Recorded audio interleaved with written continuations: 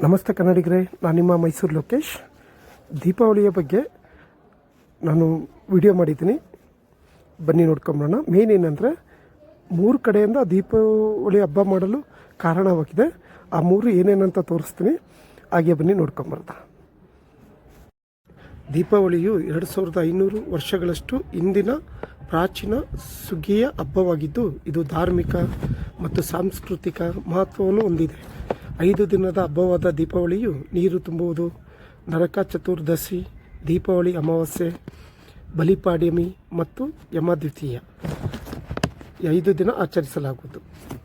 ದೀಪಾವಳಿ ಹಬ್ಬವು ಹೊಸ ಆರಂಭ, ಸಮೃದ್ಧಿ ಮತ್ತು ಕತ್ತಲೆಯ ಮೇಲೆ ಬೆಳಕಿನ ವಿಜಯವನ್ನು ಸೂಚಿಸುತ್ತದೆ ಮತ್ತು ಕೆಟ್ಟದರ ಮೇಲೆ ಒಳ್ಳೆಯದು ಮತ್ತು ಅಜ್ಞಾನದ ಮೇಲೆ ಜ್ಞಾನದ ವಿಜಯವನ್ನು ಆಚರಿಸುವ ಹಬ್ಬವಾಗಿದೆ. ಹಾಗೆ ಮನೆಯಲ್ಲಿ ಫ್ರೆಂಡ್ಗಳಿಗೆ, ನೆಂಟರುಗಳಿಗೆ ಕರೆದು ಪೂಜೆ ಮಾಡುವಂಥದ್ದು, ಮನೆ ಪೇಂಟ್ ಮಾಡಿ ಕ್ಲೀನ್ ಮಾಡಿ ಎಲ್ಲರ ಜೊತೆ ಸಂಭ್ರಮವಾಗಿ ಆಚರಿಸುವಂಥ ಹಬ್ಬನೇ ದೀಪಾವಳಿ. ಪಟಾಕಿ ತಂದು ಹೊಡೆಯೋದು, ಇದಕ್ಕೆಲ್ಲ ಸಂಬಂಧಪಟ್ಟಿದ್ದು ದೀಪಾವಳಿ ಹಬ್ಬ. ದೀಪಾವಳಿ ಹಬ್ಬವು ಹಿಂದೂ ರಾಮಾಯಣ ಕಾಲದಿಂದಲೂ ಇರುವ ಪ್ರಾಚೀನ ಪದ್ಧತಿ. ರಾಮನು ರಾವಣನನ್ನು ಸಂಹರಿಸಿ ಸೀತೆ ಮತ್ತು ಲಕ್ಷ್ಮಣರೊಂದಿಗೆ 14 ವರ್ಷ ವನವಾಸದ ನಂತರ ಅಯೋಧ್ಯೆಗೆ ಮರಳಿದರು. ಈ ವಿಜಯೋತ್ಸವದ ಸಂಭ್ರಮದಲ್ಲಿ ಜನರು ತಮ್ಮ ಮನೆಗಳನ್ನು ದೀಪಗಳಿಂದ ಬೆಳಗಿಸಿದರು. ಕಾರಣ ಅವತ್ತು ಅಮಾವಾಸ್ಯೆ ಇದ್ದ ಕಾರಣ ಪೂರ್ತಿ ಕಗ್ಗತ್ತಲು ತುಂಬಿತ್ತು. ಆ ಕಾರಣಕ್ಕಾಗಿ ಮನೆಗಳಲ್ಲಿ, ರೋಡ್ಗಳಲ್ಲಿ ದೀಪಗಳನ್ನ ಬೆಳಗಿಸಿ ರಾಮರನ್ನು ಆಹ್ವಾನಿಸುತ್ತಾರೆ. ಇದು ದೀಪಾವಳಿ ಆಚರಣೆಗೆ ಕಾರಣವಾಯಿತು ಎಂದು ಹೇಳಲಾಗುತ್ತೆ. ಮೂಲಗಳ ಪ್ರಕಾರ ಭೂದೇವಿ ಮತ್ತು ವಿಷ್ಣುವಿನ ಮಗುವೇ ನರಕಾಸುರ. ಭೂದೇವಿಯು ವಿಷ್ಣುವಿನಿಂದ ತನ್ನ ಮಗನಿಗಾಗಿ ಪಡೆದ ವರದಿಂದ ನರಕಾಸುರನು ತುಂಬ ಬಲಶಾಲಿಯಾಗುತ್ತಾನೆ. ನರಕಾಸುರ ಕೂಡ ಕಠಿಣ ತಪಸ್ಸು ಮಾಡಿ ಬ್ರಹ್ಮನಿಂದ ತನಗೆ ತಾಯಿಯಿಂದ ಮಾತ್ರ ಸಾವು ಬರಬೇಕೆಂದು ವಿಶಿಷ್ಟ ವರವನ್ನು ಪಡೆಯುತ್ತಾನೆ. ಇದರಿಂದ ತನಗೆ ಯಾರೂ ಸರಿಸಾಟಿ ಇಲ್ಲವೆಂದು ಭೂಲೋಕದ ಜನ, ರಾಜರನ್ನೆಲ್ಲ ಹಿಂಸಿಸುತ್ತಾನೆ. ಇಂದ್ರನನ್ನು ಬಿಡದ ನರಕಾಸುರ ದೇವತೆಗಳಿಗೂ ಕಾಟ ಕೊಡುತ್ತಾನೆ. ಇದರಿಂದ ಬೇಸತ್ತ ಭೂಲೋಕದ ಜನರು ಮತ್ತು ಸ್ತ್ರೀಯರು ಸತ್ಯಭಾಮೆಯ ಹತ್ತಿರ ತಮ್ಮ ಕಷ್ಟಗಳನ್ನು ಹೇಳಿಕೊಳ್ಳುತ್ತಾರೆ. ಸತ್ಯಭಾಮೆಯು ಕೃಷ್ಣನ ಹತ್ತಿರ ಚರ್ಚಿಸಿ, ಇದರಿಂದ ಕೃಷ್ಣನು ಕೋಪಗೊಳ್ಳುತ್ತಾನೆ. ಸತ್ಯಭಾಮೆಯ ಜೊತೆಗೂಡಿ ಗರುಡನ ಜೊತೆ ನರಕಾಸುರನ ವಧೆ ಮಾಡಲು ಹೊರಟನು. ಅಲ್ಲಿ ಘೋರ ಯುದ್ಧ ಆಗುತ್ತೆ. ಎಷ್ಟೇ ಪ್ರಯತ್ನ ಪಟ್ಟರೂ ನರಕಾಸುರನ ವಧೆ ಮಾಡಲು ಆಗುವುದಿಲ್ಲ, ಏಕೆಂದರೆ ಅವನ ತಾಯಿಯಿಂದ ಮಾತ್ರ ವಧೆ ಸಾಧ್ಯ ಎಂದು ವರ ಪಡೆದಿರುತ್ತಾನೆ.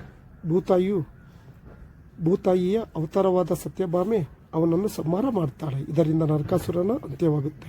ಭೂಲೋಕದ ಕಷ್ಟ ಪರಿಹರಿಸಿದ್ದರೂ ಆ ದಿನ ದೀಪಗಳನ್ನು ಹಚ್ಚಿ ಹಬ್ಬಗಳನ್ನು ಆಚರಿಸಿದ್ದರೂ ಅದೇ ದೀಪಾವಳಿಯಾಗಿ ಬದಲಾಗುತ್ತೆ. ಅಂದಿನಿಂದ ನರಕ ಚತುರ್ದಶಿ, ಬಲಿಪಾಡ್ಯಮಿ ಎಂದು ಹೆಸರು ಪಡೆದುಕೊಂಡಿತ್ತು.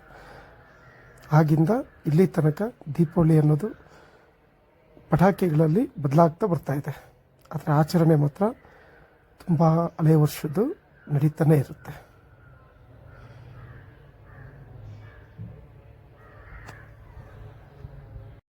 ದೀಪಾವಳಿ ಆಚರಿಸೋಕ್ಕೆ ಇನ್ನೊಂದು ಕಾರಣವಿದೆ. ಬಲಿರಾಜ ಚಕ್ರವರ್ತಿ ಎಂಬ ರಾಕ್ಷಸ ಒಬ್ಬ ರಾಜನಾಗಿದ್ದ. ಸತ್ಯ, ನಿಷ್ಠೆ, ಪ್ರಾಮಾಣಿಕತೆಗೆ ವಿಷ್ಣುವಿನ ಪರಮ ಭಕ್ತನಾಗಿದ್ದ. ಹಾಗಾಗಿ ಇವನ ಶಕ್ತಿ ಹೆಚ್ಚಾಗುತ್ತಿತ್ತು. ಆದರೆ ಒಂದು ಕೆಟ್ಟ ಬುದ್ಧಿ ಅವನ ನಾಶಕ್ಕೆ ಆರಂಭವಾಯಿತು. ದೇವತೆಗಳನ್ನೇ ಗೆಲ್ಲುವ ಉತ್ಸಾಹದಲ್ಲಿ ಇಂದ್ರನ ಸಿಂಹಾಸನದ ಮೇಲೆ ಕಣ್ಣು ಬಿತ್ತು. ಅಲ್ಲಿನ ಜನಗಳ ಹಿಂಸೆ ಕೊಡೋದು, ಪ್ರಾಣ ತೆಗೆಯೋದು, ರಾಜರಿಗೆ ಹಿಂಸೆ ಕೊಡೋದು, ಯುದ್ಧ ಮಾಡಿ ತುಂಬ ಚಿತ್ರಹಿಂಸೆ ಕೊಡ್ತಿದ್ದ. ಇದನ್ನು ಅರಿತ ಇಂದ್ರ ವಿಷ್ಣುವಿನ ಮೊರೆ ಹೋಗ್ತಾನೆ. ಎಲ್ಲ ಲೋಕವನ್ನು ಆಳೋಕ್ಕೆ ಬಲಿರಾಜ ಅಶ್ವಮೇಧ ಯಾಗ ಮಾಡಲು ರೆಡಿಯಾಗಿದ್ದಾನೆ. ಅವನಿಂದ ಕಾಪಾಡಲು ಬೇಡಿಕೊಳ್ಳುತ್ತಾರೆ. ಆಗ ವಿಷ್ಣು ಕಶ್ಯಪ ಮತ್ತು ಅರಿತಿಯ ಮಗನಾಗಿ ವಾಮನ ಮೂರ್ತಿ ಎಂಬ ಹೆಸರಿಂದ ವಿಷ್ಣುವು ಪುಟ್ಟ ಬಾಲಕನಾಗಿ ಜನಿಸುತ್ತಾನೆ. ನಂತರ ಬಲಿರಾಜನ ಅಶ್ವಮೇಧ ಯಾಗ ಮಾಡುತ್ತಿದ್ದ ಆ ಸ್ಥಳಕ್ಕೆ ಬರ್ತಾನೆ. ಆಗ ಬಲಿರಾಜನು ಚಿಕ್ಕ ಬಾಲಕ ಬ್ರಾಹ್ಮಣನನ್ನು ನೋಡಿ ಅವನಿಗೆ ಕೈ ಮುಗಿದು, ನನ್ನಿಂದ ಏನಾಗಬೇಕು, ಚಿನ್ನ, ವಜ್ರ, ವೈಡೂರ್ಯ ಏನು ಬೇಕಾದರೂ ಕೇಳು ಎನ್ನುತ್ತಾನೆ. ಆ ಬಾಲಕ, ನನಗೆ ಕೇವಲ 3 ಪಾದವಿಡುವಷ್ಟು ಜಾಗ ಕೊಡು ಸಾಕು ಎನ್ನುತ್ತಾನೆ. ಆಗ ಬಲಿರಾಜ ನಗುತ್ತಾ, ಇಷ್ಟೇನೋ ನಿನ್ನ ಬೇಡಿಕೆ ಎನ್ನುತ್ತಾ ಒಪ್ಪಿಕೊಂಡನು. ಅಷ್ಟರಲ್ಲಿ ಅಲ್ಲಿಗೆ ಬಂದ ಶುಕ್ರಾಚಾರ್ಯರು ಬಾಲಕನನ್ನು ನೋಡಿ ಇದು ವಿಷ್ಣುವೇ ಬಂದಿರೋದು ಎಂದು ತಿಳಿದು ಬಲಿರಾಜನಿಗೆ ಒಪ್ಪಿಕೊಳ್ಳಬೇಡ ಎನ್ನುತ್ತಾರೆ. ಧರ್ಮಿಷ್ಠ ದಾನ ಧರ್ಮ ಕೊಟ್ಟ ಮಾತಿಗೆ ತಪ್ಪದ ರಾಜನು ಇದರಿಂದ ತಪ್ಪದೆ ಒಪ್ಪಿಕೊಂಡನು. ಆಗ ಆ ಪುಟ್ಟ ಬಾಲಕ ನೋಡುತ್ತಿದ್ದಂತೆಯೇ ಬೃಹದಾಕಾರವಾಗಿ ಬೆಳೆದು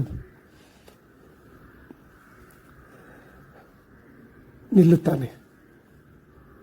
ಆಗ ಒಂದು ಪಾದವನ್ನು ಬಲಿಚಕ್ರವರ್ತಿಯ ಸಾಮ್ರಾಜ್ಯದ ಮೇಲೆ ಇಡುತ್ತಾನೆ, ಇನ್ನೊಂದು ಪಾದ ಎಲ್ಲಿಡಲಿ ಎಂದು ಕೇಳುತ್ತಾನೆ. ಆಕಾಶವನ್ನು ತೋರಿಸುತ್ತಾನೆ ರಾಜ. ಆಗ ಆಕಾಶದ ಮೇಲೆ ಇನ್ನೊಂದು ಪಾದವನ್ನು ವಾಮನಮೂರ್ತಿ ಇಡುತ್ತಾನೆ. ಆಗ ಬಲಿಚಕ್ರವರ್ತಿಗೆ ಅರ್ಥವಾಗುತ್ತೆ, ನಾನು ನನ್ನ ಸಾಕ್ಷಾತ್ ವಿಷ್ಣುವೇ ಬಂದಿರೋದು ಎಂದು.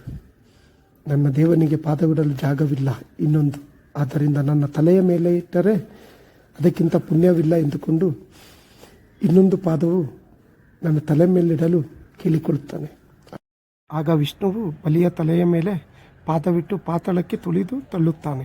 ಇವನು ನನ್ನ ಭಕ್ತನಾದ್ದರಿಂದ ಮೋಕ್ಷ ನೀಡಿದ್ದೇನೆ, ಪ್ರತಿ ವರ್ಷ ಭೂಮಿ ಮೇಲೆ ಪೂಜಿಸಲಾಗುತ್ತದೆ ಎಂದು ಹೇಳುತ್ತಾರೆ. ಆದುದರಿಂದ ದೀಪಾವಳಿಯ ದಿನ ದೀಪಗಳನ್ನು ಹಚ್ಚಿ ಬಲಿಚಕ್ರವರ್ತಿಯನ್ನು ಪೂಜಿಸಲಾಗುತ್ತದೆ. ಇದು ದೀಪಾವಳಿಯ ಇನ್ನೊಂದು ವಿಶೇಷತೆ.